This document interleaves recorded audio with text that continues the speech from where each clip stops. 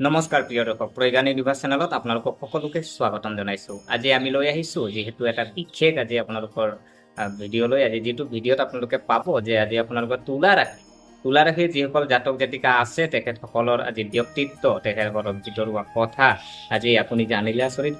গতিকে পলম নকৰি আহক আমি ভিডিঅ'ৰ মাজলৈ সোমাই। প্ৰিয় দৰ্শক, তুলা ৰাশি জাতক জাতিকা অতি সুষম, সৌন্দৰ্যপ্ৰেমী আৰু ন্যায়প্ৰেমী। তেওঁলোকৰ শাসক গ্ৰহ হৈছে শুক্ৰ, যাৰ প্ৰেম, সৌন্দৰ্য, সংগীত আৰু আকৰ্ষণৰ প্ৰতীক হিচাপে গণ্য কৰা হয়। এই জাতক জাতিকাসকলে জীৱনত সকলো ভাৰসাম্য ৰক্ষা কৰি ভাল পায়। প্ৰিয় দৰ্শক, তুলা ৰাশিৰ জাতক জাতিকাসকল অতি সামাজিক, নিজৰ আচৰণেৰে সকলোৰে হৃদয় জয় কৰে। তেওঁলোকে কেতিয়াও কাৰো লগত অন্যায় হোৱা দেখা নাপায়। তেওঁলোকে ভাল আৰু অনুচিতৰ পাৰ্থক্য খুব ভালদৰে বুজি পায়। তেওঁলোকৰ ব্যক্তিত্ব এক বিশেষ মনোমোহাতা আছে।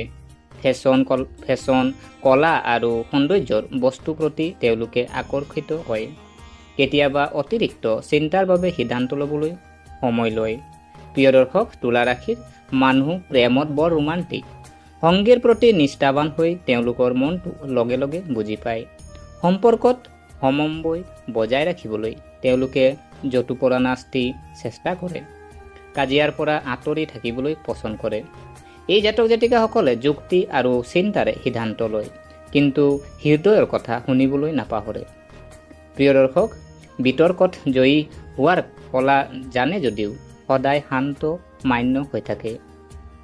আইন, ডিজাইনিং, শিল্প, সংগীত, জনসংযোগ, সৌন্দৰ্য আৰু ফেশ্বনৰ সৈতে জড়িত ক্ষেত্ৰসমূহ তেওঁলোকৰ বাবে অতি অনুকূল।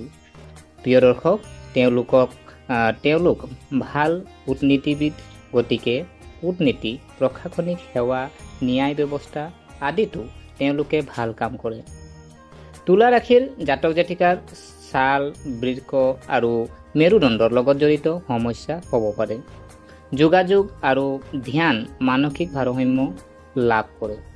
যিহেতু তেওঁলোক সৌন্দৰ্যৰ প্ৰতি আকৰ্ষিত, সেয়ে তেওঁলোকে নিজৰ খাদ্য অভ্যাস আৰু ফিটনেছৰ প্ৰতি বিশেষ যত্ন লয়। প্ৰিয় দৰ্শক, আমি যদি চোৱা হয় জ্যোতিষৰ প্ৰতিকাৰ, আজি জ্যোতিষৰ প্ৰতিকাৰনো আজি আপোনালোকে যিসকল তুলা ৰাশিৰ জাতক জাতিকা আছে তেখেতসকলৰ বাবেনো কেনেকৈ হ'ব জানো আহকচোন। প্ৰিয় দৰ্শক, যদি চোৱা হয় শুকুৰবাৰে আপুনি বগা কাপোৰ পৰিধান কৰি লক্ষ্মী দেৱীক পূজা কৰক। ৰূপৰ আঙুঠি পিন্ধাটো শুভ। দুৰ্গা সপ্তশতী আবৃত্তি কৰি মানসিক ভাৰসাম্য ৰক্ষা কৰিব পাৰে। আজি আমি জানিম যে তুলা ৰাশিৰ যিসকল জাতক জাতিকা আছে তেখেতসকলৰ কিছুমান আজি আপোনাৰ গুণৰ যদি বিৱৰণ চোৱা হয়, আজি আপোনাৰ তেখেতসকলৰ কেনেকৈ গুণৰনো থাকে, তো আজি আমি তাৰ ওপৰত জানো আহকচোন।